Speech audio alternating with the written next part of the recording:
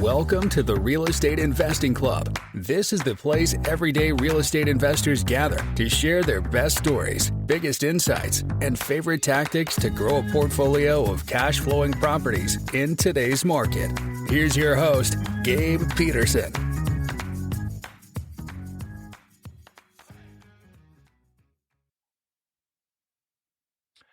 All right. We are back with another episode of the Real Estate Investing Club. I hope you guys are having a fantastic day wherever you're at. As always, it's Friday here on the show, so bringing that Friday energy to you guys. I have to apologize before we get into it. I am getting over a little bit of a cold, so I sound a little nasally, but we'll get through it. Today's going to be a good day because we got Jack Bosch with us on the show. Jack has done over 5,000 flips. He focuses on land, which is a really interesting strategy. It's a really interesting asset class, I guess you'd like to say. And so I'm super excited to jump into this. Jack, thanks for hopping on the show. Oh, Jack, thank you for having me. Somehow I got muted for a second. Yes, thank you for having me. I'm excited to be here. There we go. All right. I told you before we got on here, we always like starting with stories to hear how people got to where they are. So why don't you take us to the beginning of your story in real estate and tell us how you got here? All right. So I'm basically an accidental real estate investor.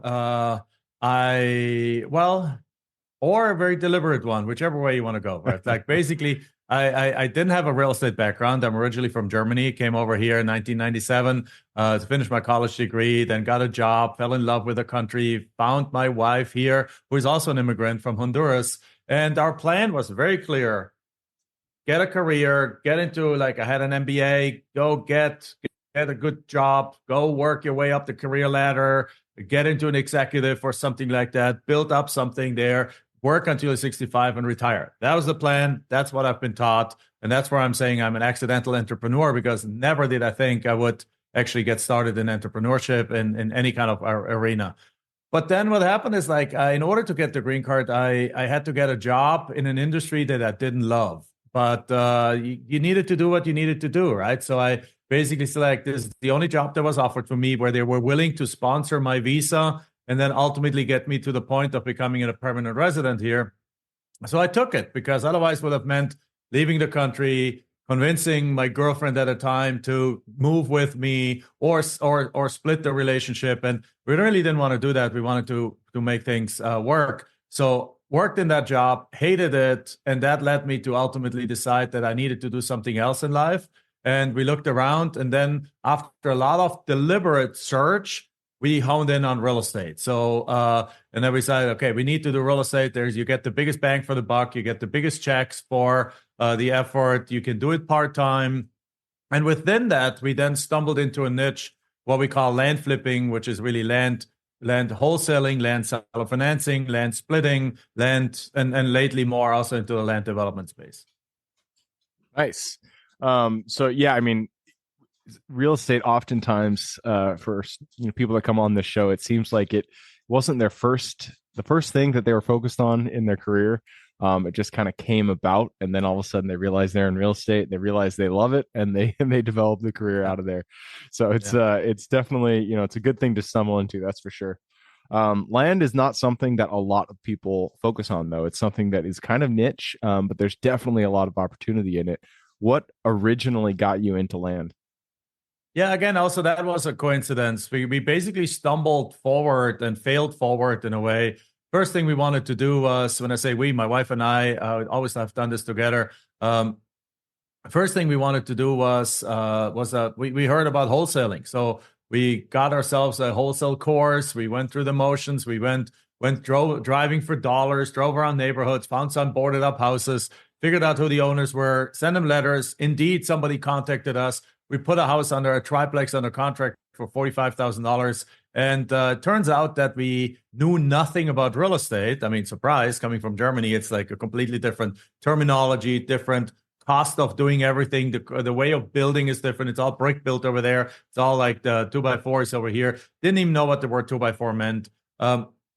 So we failed because we estimated everything wrong, offered the wrong price, put it on the market for the wrong amount of money, and nobody wanted to buy it, so we had to back out of that deal. Then it was like, okay, if we can't deal with that, what's the next thing? We looked into the next thing, which was tax delinquent, like tax liens and tax deeds. And And then we attended some tax lien auctions, bought some liens, and ended up they're all being redeemed 3 weeks later. We made like $3.82 in interest on those. We're like, that's not the way to go. Then we said like, well, how about tax deed auctions? So we live in Arizona. So my wife then went to California to attend an auction with all the money we had in our pocket, in her pocket, and went to an auction, wanted to bid on some properties, and everything was outbid left and right very, very quickly.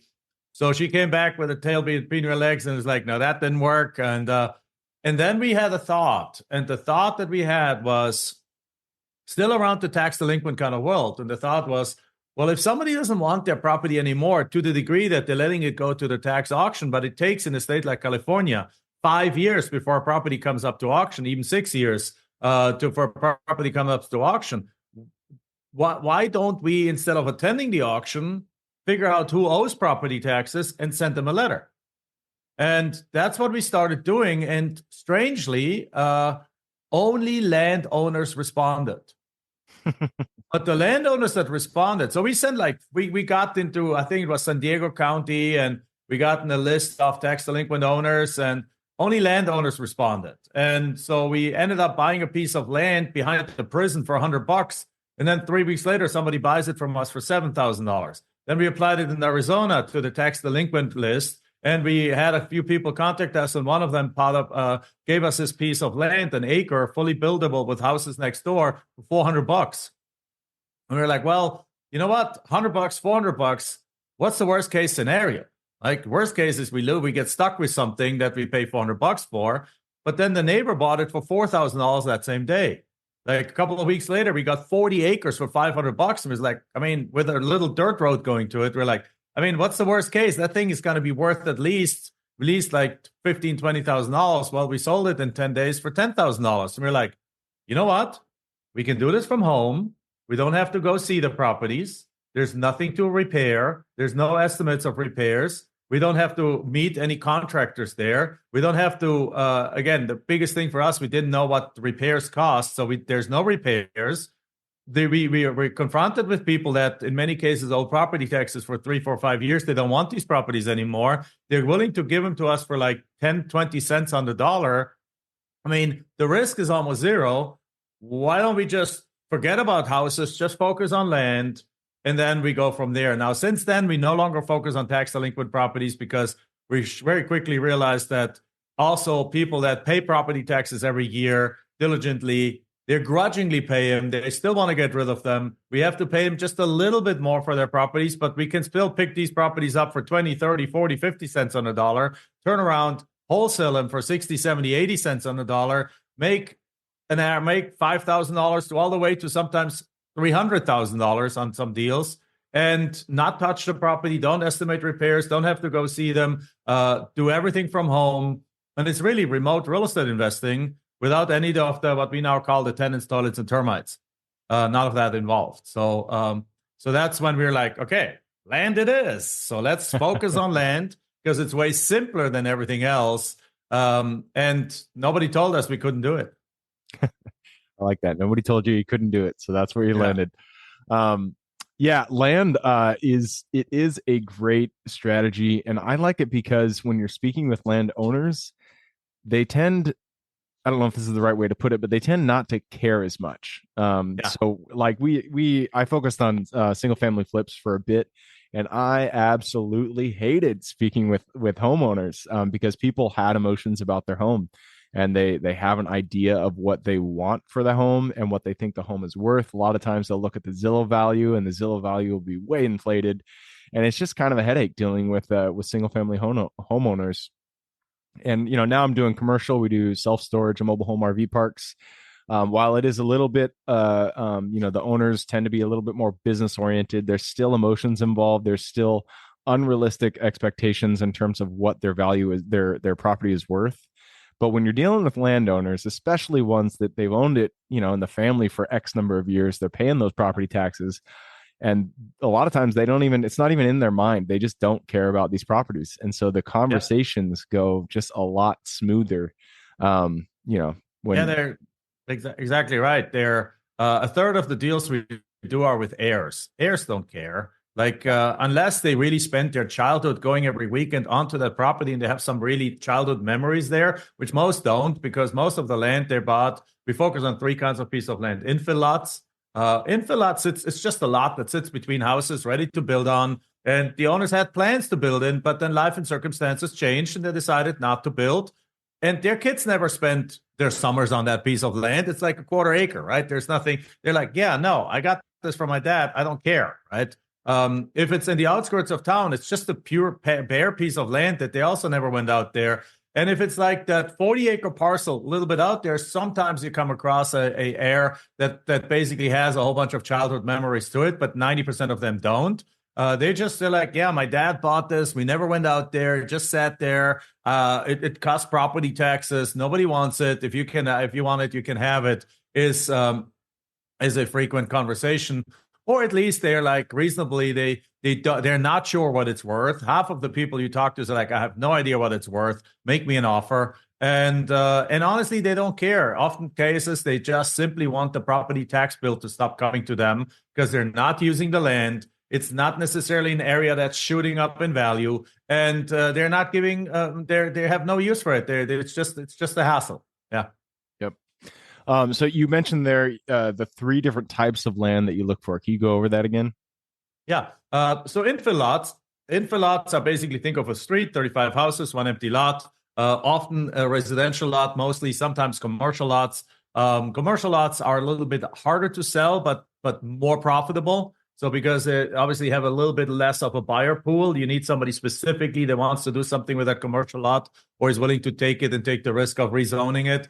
Residential lots, residential lots are a little bit harder to get, but when you get one, you can sell it in 2 days to a builder and make $30,000. That's like it's very, very quick there because, again, the market is mostly strong around the country. I mean, there's some areas where prices dipped a little bit, but there's no crash anywhere. And price levels are in most areas high enough for builders to build. And we have a multi-million house shortage. So builders are building if they can get their hand on land, or they're all looking for land. So that's the first way. Second way is when you go outside of town. So think about a growing city, perhaps 500,000 people, 1 million people, or something, a bigger city. We like to be around bigger cities that is growing. Well, where it's growing usually, where is it growing? A little bit in infill lots, but mostly on the outskirts. So you go outside of that growth path and you're within half an hour, say 45 minutes of that town, of that city, you're really attractive for multiple buyers. One of them is somebody who is basically hasn't saved enough for retirement. There's a sad statistic that 70% of all Americans over the age of 50 don't have enough money saved for retirement. So some of them are going to just keep working. Some of them are really going to shrink and take roommates on or something like that. But many also saying like, well, you know what? If I can't retire in the city, how about me moving outside of the city, buying perhaps a piece of land, paying it off over 10 years, getting a seller-financing deal, paying it off for 10 years, put up a mobile home on there, and then having a dignified retirement. Well, guess what? They're coming to us and our students. We teach this now too. Come to our students to buy these lots. And the second one has actually popped up during COVID and since COVID and has been on freaking fire. And that is basically the people that work from home. Because what we realized is that not everyone wants to live in the city. There is millions of people that would love to have 2 to 5 acres, half an hour outside of town, that they can build their dream home on there, have a few acres, have a horse, have a cow, have some goats, have some chickens, and still be within half an hour at the ballpark or in their office. Like some people work 4 days a week from home now and 1 day a week from the office. So if you're half an hour outside of town, it might take you 30, 45 minutes to get to your office. But therefore, 4 days of the week plus the weekend, you get to be in the environment that you want to be in. So these people have good jobs, remote jobs, usually computer jobs, and they're looking for these pieces of land. And then the last kind of property is the larger acreage. Now we're talking recreational land. We're also talking about homesteading. There's millions of people that want to just have a piece of land to build like a off-the-grid kind of home and go back to nature. There's also lots of, again, during COVID, millions of RVs were sold because people's like, if I can't be in a hotel or if I can't be let's just buy an RV and our family can be a nuclear team, can be together. We just travel throughout the country. And with if you add to that Starlink by Elon Musk, the satellite dish, you can now actually spend weeks on a 40-acre parcel with full satellite dish access in an RV. Enjoy it. When before COVID, it was still attractive, but usually those 40-acre parcels were like a weekend getaway property. You would go out there for a weekend, or you take a week vacation, you spend it out there. And now it's like you can literally make a life out there, and people do that. And people like to have something like there's the doomsday preppers, but a lot of people look for hunting land. They look for, I mean, how would, I mean, if I address the audience, how many people would like to have their own mini ranch out there? Right? Sounds pretty good. And that's what we're talking about here. So, and a lot of these properties just sit there. The owners have had them for 30, 40 years. It might be worth $80,000. The owner's willing to take 40 for it, and you put it on the market and wholesale it for 60 in a matter of a couple of weeks and make $20,000 in the process. Sounds good to me. So it sounds like you got your infill lots, the small lots in a city. Those are actually pretty hard to find, especially in the big cities like Tacoma, where I live. And then you mentioned the suburban lots, which are just on the outskirts of the city. It sounds like those are the quarter acre to 5 acre kind of lot size. And then you mentioned the recreational lots, which are much larger, 5 to 50 acres, which 400 plus even 400. Yeah, that's a lot. So the 5 to 400. I ever sold was half a square mile, 320 acres. Wow, that's crazy. So of these, the recreational ones, is there anything that you specifically look for? Do they have to be within a certain distance of a major city as well? Or are you looking for like literally anywhere for those larger lots? So the larger lots, we want them to be between 1 and 3 hours driving distance from a bigger city. Because your buyers for those lots are going to be in that big city. They're going to be the weekend warriors, the RV lovers, the ATV lovers, the hikers, bikers, dirt bikers, hunters kind of guys. And they don't mind driving 3 hours on a Friday afternoon to spend the weekend there. But much further is getting harder. And they need to be attractive in the first place. Like I always like to make a little joke about one area. There's an area called Elko County, Nevada. It's just like 3 hours north of Vegas, a few hours west of Salt Lake City. Great, but it's butt ugly up there. There's lots of 40-acre parcels. You can buy them for $2,500, but they're only worth $5,000 because there's nothing there. There's no water. There's no towns. There's nothing. It's just pure desert. It's hot. It's dusty. It's not pretty. What I'm talking about is think about somewhere in Missouri. Think about somewhere in the Smoky Mountains. Like there's skiing in winter, there's lots of lakes in summer. You got Chattanooga, you got Charleston, you got Atlanta, Georgia. All are 2 hours away from there. You got something like 10 million people close by, and they all love the outdoors. They love the mountains, they love the lakes, they love the hiking, they love the biking, they love all the things that are offered there. It's beautiful. It's rolling hills with pine trees. Boom, that's like a great area to look for these kind of larger lots. Yeah, that makes sense. So how do you go about finding these? What's your guys' main method of acquisition? Yeah, to this day, our main and favorite method of acquisition is still direct mail. So we're going because in land, there's about 1/100th of the competition of house flipping. We're not competition free, obviously, right? But if there's absolute fierce, red ocean, bloody competition in the house flipping world, in the house wholesaling world, then we're somewhere down here where the average landowner gets something like 3 solicitations a year for their piece of land. And I got 25 rental houses here in town, and I'm getting probably 20 solicitations a week on these rental houses. It's funny when you even like we're actually buying a new family home for us right now, and whenever we buy a new house, we don't do flipping anymore, so it's just personal houses. But when we buy new houses, the instant we close, like clockwork, within a couple of weeks, we just start to get mailers. It's crazy. It's just like for single family, it's nuts how many mailers these people get. And so it's definitely tough competition out there. I'm sure if you own 300 acres in the middle of nowhere.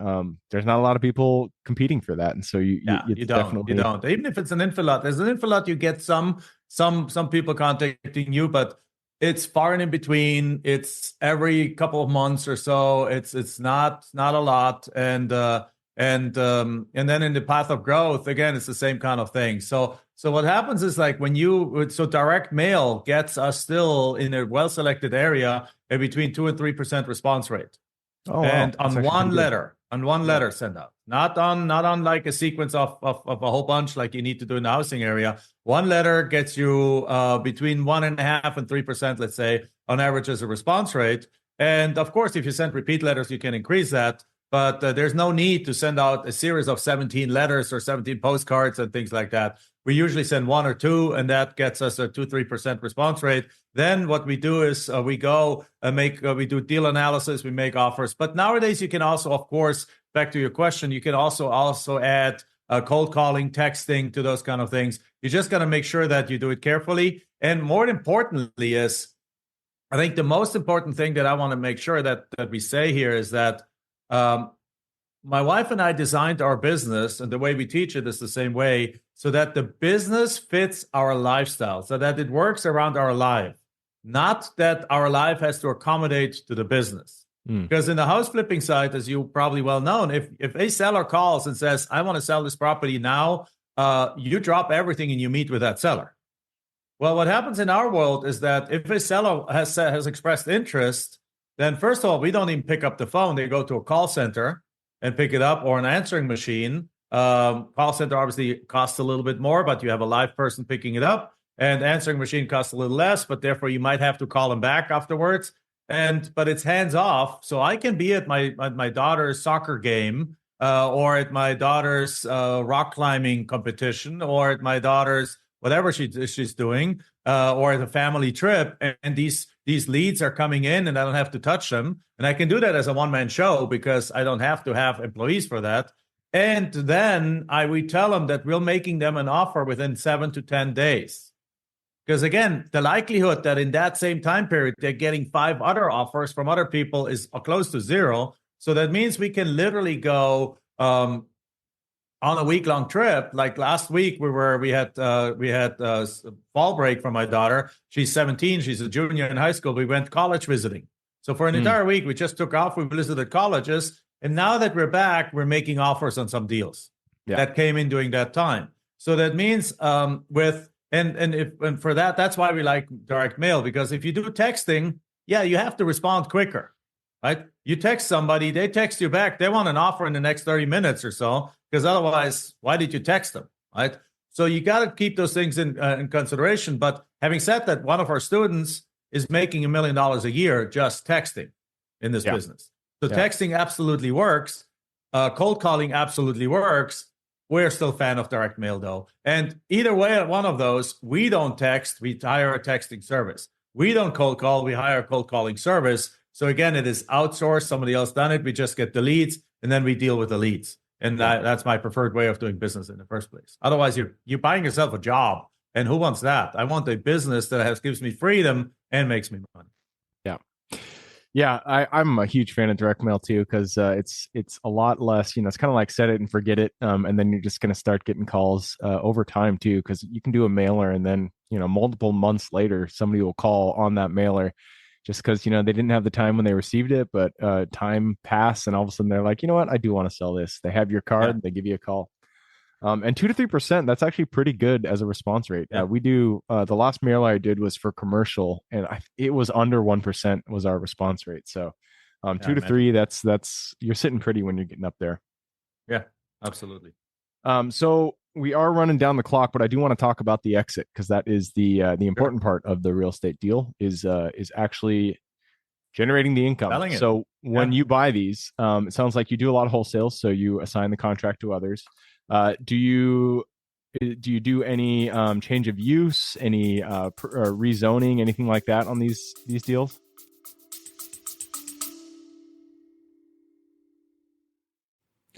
Before we continue on with today's guest, I want to tell you guys about a community I'm launching on School to help investors like yourself grow your own portfolio. In this community, you'll get access to all the docs I use, all the systems I've built, everything I've used to grow my own portfolio, as well as instructions and guidance on how to get out there and find great deals, how to finance those deals, and then how to manage them for great returns. Since we're just launching it, the price will be set at a measly $20 per month, and whatever price you join at is the price you'll have for life. We will be increasing the price as the group grows, so if you're at all interested in growing your portfolio along other investors, now is the time to join. I will put the link somewhere in the bio or on our podcast website at therealestateinvestingclub.com, so if you are interested, head on over there. With that said, let's get back to the podcast. No, but you can. You can. It's more advanced land investing at that point. The standard nuts and bolts deal is a deal where you do wholesaling, but we usually don't assign. We usually do double closes because our profit margins are so big that usually if you're signing it and the buyer sees what you're making, they're usually not so happy. Because like if you get a deal for $10,000 and you're assigning it to somebody for $40,000 and the property's worth 70, they're like, dude, you're making 30 grand on this deal and I'm making 30 grand. It raises jealousy. But if you do double closing, they don't see what you make, and it also takes you outside of a lot of the regulations of the states that don't allow wholesaling anymore and things like that. So because you're actually buying the property, so you're becoming the owner for 5 minutes and selling it, but you're doing it using the buyer's money, so you still don't have to bring in your own money. So a double close for everybody out there, it's when you're everybody's familiar with wholesaling. Double closing is when you buy the property on the closing and then you instantly turn it around and sell it. And so there is technically two transactions. In when you're assigning properties, it's only one transaction. You're just assigning your rights in that contract. But this one, there's actually two contracts, and so it's similar to assigning, but you do have to bring that money and make sure you have it in your pocket on closing. Yeah.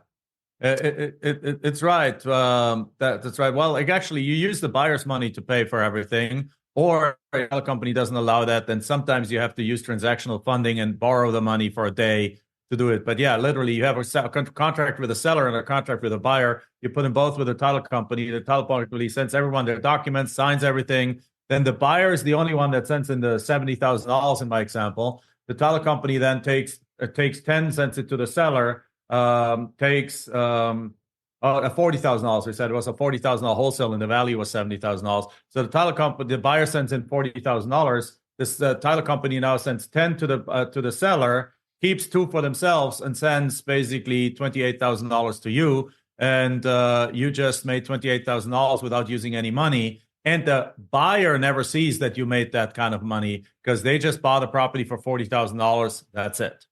There you go. So that's how it typically works. We also love doing seller financing, particularly on the deals that we get really cheap.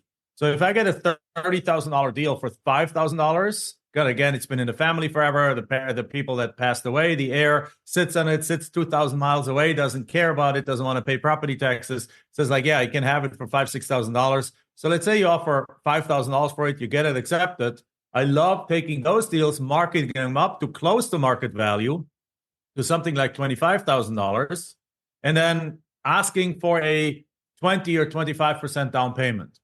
So on a deal like that, I might get $6,000 as a down payment, which is enough for me to pay the seller $5,000, pay the title company $1,000, and basically now I've bought a property without using my own money for $5,000. I've paid the title company without using my own money, and now at the same time I turn around and the buyer still owes me $19,000 because I sold it for $25,000. I got a $6,000 down payment. They owe me $19,000. So now these $19,000 are probably going to be paid off now over the next 7 years at $500 a month with a 13 to 15% interest rate. And I'm getting $500 a month now for the next 7 to 8 years. And I have zero money in the deal, and every single payment is pure profit. So, you've sold me. I love it. Yeah. All right. I just took a peek at the clock. We have run it down, so it's time to jump into the quick question round. Are you ready? Sounds good. Let's do it. Yes. All right. Starts with education. Could be any form. Could be movies. Could be books. Could be a podcast you listen to, a conference you went to, whatever. But I need 2 recommendations. one for general life wisdom, and then one for real estate. All right. So I love I don't have enough time lately to read a lot of books, but I listen to podcasts, and I love the Diary of a CEO with Stephen whatever the last name of it is. I keep forgetting what his name is. With Stephen Bartlett. As a British guy, interviews some of the most fascinating international people and high caliber people. And it's a combination of like some of that is pure business, some of them. And he's a CEO of a company. He is like equivalent of a Shark Tank guy in England and in their TV show. So he's super smart and a great book. And in terms of real estate, I learn a lot from the people that I interview myself. I have my own podcast called The Jack Bosch Show. Very modest, I know. I named it that simply because I want to take it in different directions and not just real estate, but 90% of that is real estate. And then there's lots of really good real estate podcasts out there too. Yeah, I've actually been tempted to do that with this podcast just because I really want to interview. I just love business, and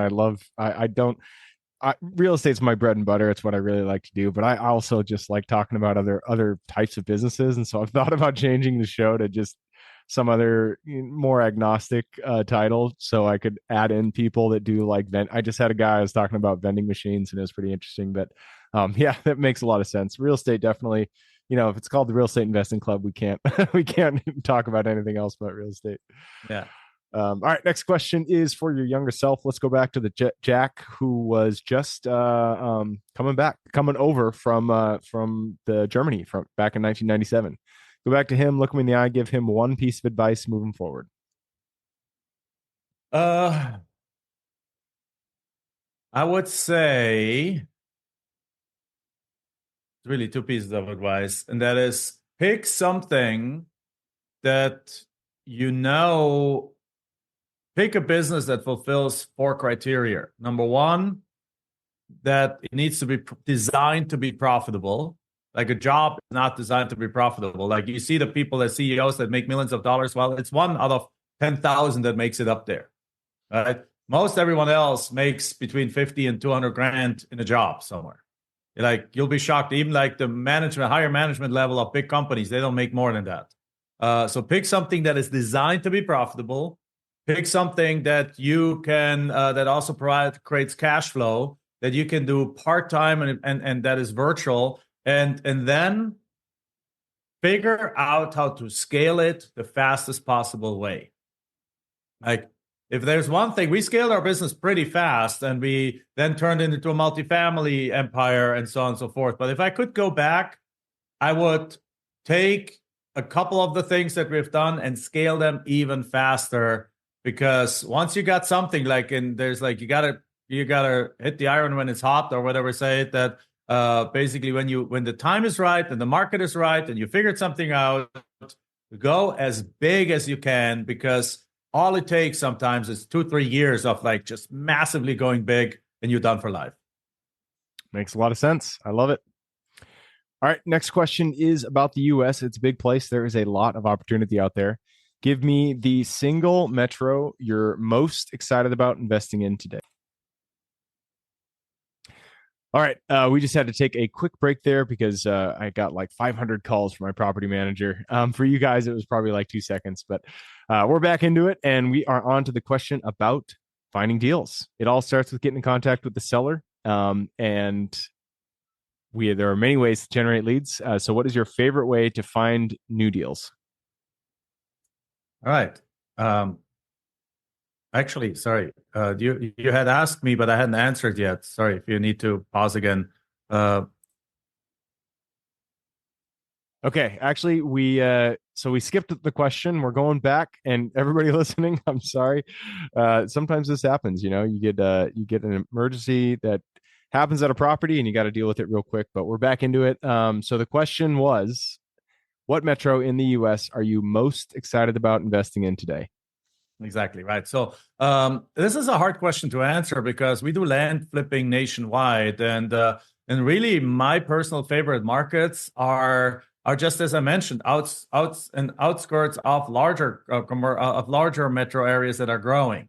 So what happens is like if an area is super fast growing, it's actually not necessarily the best area to do deals in, because then everyone knows about values in the area, and everyone knows that prices are going up, and everyone is in that area, so there's some more competition. So we like kind of like the hidden gems. And if you look at it, people say like California is too expensive. Well, we do lots of deals in California because we're not doing them necessarily in LA. But if you go outside, half an hour outside of LA, you're in some areas that people are moving to where there's lots of deals to be had. Also, if you go outside of any kind of big metro area that's growing, or if you're going to the rural area, I mentioned one area, the Smoky Mountains, is very much it's an exciting area to do deals in because a lot of people want recreational land there. If I take the question though on the multifamily side of things that we also do, I'm excited about basically the fastest growing cities with if I may say so, a Republican leadership, because that means not that it's better or less good, it's simply less laws are better for real estate to do deals with. Right? Yeah. So therefore, I'm very bullish on Texas. I'm very bullish on Arizona. And outside of the hurricanes, I'm very bullish on Florida. Okay, Texas, Arizona, Florida makes a lot of sense. Yeah, I almost started focusing on Florida until I got a peek into the insurance costs out there, and I just it's gone. There's been too much variability in the insurance costs in Florida, and so I chose not to focus on that. But Florida's still a good state, and it still has a huge influx of population, which is what you're looking for in real estate. So. Good call outs. And that leads us to the next question, which I have already mentioned, which we backtracked from. It's about finding deals. You've already touched on this, but we're going to ask it anyways. It all starts with getting in contact with the seller. So what is your favorite way to generate leads and find new deals? It is still direct mail.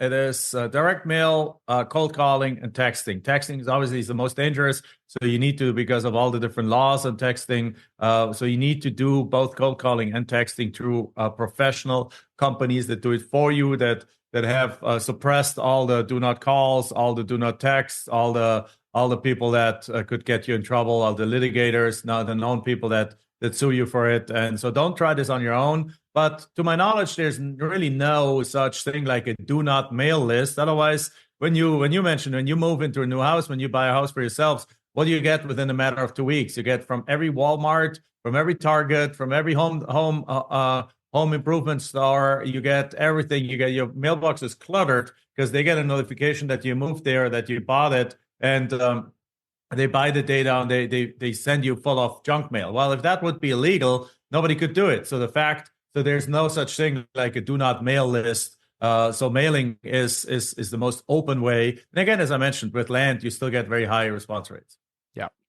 Yeah, it's funny. I've actually gotten people who've reached out to ask us to be removed from a mailing list, and I always think like, it's mail. You just throw it away. It's not a huge inconvenience. Yeah. But yeah, that it's a good call out on the safety aspect of mail. There are a lot of laws around anything digital, really, even email, text, cold calls. There's laws around those.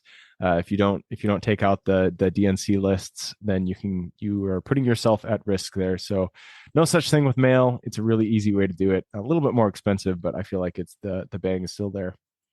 Yeah. Leads us to the next question. This is about lessons learned. Not every deal we get into goes the way we expect it. In fact, most of the times something goes wrong and we get to learn a lesson. So what was the deal that went a little bit sideways for you? And then what was the lesson you pulled from it?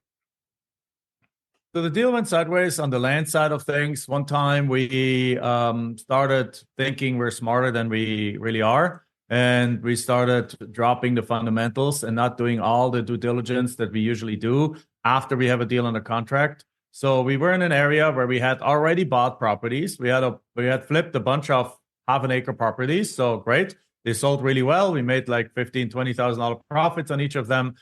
We had done a dozen of them. So we went back out in the area and we got a whole bunch of quarter acre properties offered to us. And we're like, great. We looked around. There's houses all over the place. We're like, great. We know the area, all good. Ended up buying these properties with our own money. And then realized on the way, when we then did a little research, that the county had changed the zoning rules a while ago already, but that the minimum building size was 1/2 acre. Oof. So with the 1/2 acre properties that first time around we sold, that wasn't a problem, right? But with the 1/4 acre parcels, they're basically unbuildable property. So a few of them, we had 2 next to each other. We were able to combine them and sell them. But at the end, we were stuck with 5 properties that we ended up selling at a loss. But the raise wasn't a big loss. So that's the nice part of it. We only lost like $1,000 or $2,000 a property. So we lost between $5,000 and $10,000, which we made up by selling some of these double ones for a profit. So net, we still made money. But the lesson learned was, we have our checklist of things that we need to check. And it's like an airplane pilot. Just because you've done it 500 times or 5,000 times doesn't mean you shouldn't be doing it anymore. So we learned to go back to the fundamentals and really execute and check the checkbox on every single list and single lot to make sure that we don't think we're smarter than we are. Yeah. The due diligence period is the most important time of your ownership of real estate. Making sure that what you're buying is what you expect to be buying. And so, yeah, have that checklist, go down it step by step, go through every single step and make sure that, it really does check out for you. Yeah. And that leads us to the very last question. This is for the listeners. You've given us a lot to think about. I'm sure people want to reach out, get in contact with you. This is a 2-parter. Where can they find you? And then what can they expect when they reach out? Okay, very good. Yeah, the simplest way to find out, you obviously can subscribe to my podcast, The Jack Bosch Show. Find me on social media all over the place. But there's one link that I want to give out, which is Land Profit Fun. Fun, like having fun, F-U-N, Land Profit Fun. If you go there, you can download a free 30-day blueprint that in pretty detailed, good detail, gives you the step-by-step instructions on how this land strategy actually works. And that's what you expect when you get there. You can basically go in there and then we also and once you're there, you might get an invitation here and there, or you can go to our websites and upcoming events. There's but once you go to Land Profit Fund, that's the place to start to learn more about this. Cool. So Land Profit Fund, I will put that link in the show notes. If you guys want to reach out, just click a little more in the description. It'll pull down that full description. In there, you can find Jack's link. All right, man. That wraps it up. Thank you very much for hopping on the show. Thank you for having me. Absolutely. For everybody that's with us today, thank you guys for showing up. You are the reason we do this. So if you guys have any questions, reach out to me at Gabe at therealestateinvestingclub.com. If you guys want to support the show, just give us a review on anything you're listening to this on. Other than that, I hope you guys have a great week. Keep rocking real estate, and I look forward to seeing you on the next episode. All right, before I officially sign off, I have a quick announcement to make. If you're interested in becoming a passive investor in one of my deals, my own company, Kaizen Properties, is looking for capital partners for our upcoming projects. We invest in what are known as recession-resistant assets, mainly self-storage facilities, mobile home and RV parks, and industrial properties. If you're interested in investing and would like to learn a little bit more about my company, our investing criteria, and some of the previous projects we've done, go to the Real Estate Investing Club podcast at therealestateinvestingclub.com and scroll all the way down to the bottom of the page. Click on the Invest With Us button. That'll pop up the investor form. Fill that out, and we will reach back out to you as soon as we can. Or if you prefer a little bit more of a personal touch, you can reach out to me at Gabe at therealestateinvestingclub.com. So really, that is it. Again, it was a pleasure hanging out with you guys during this episode, and I look forward to seeing you on the next episode.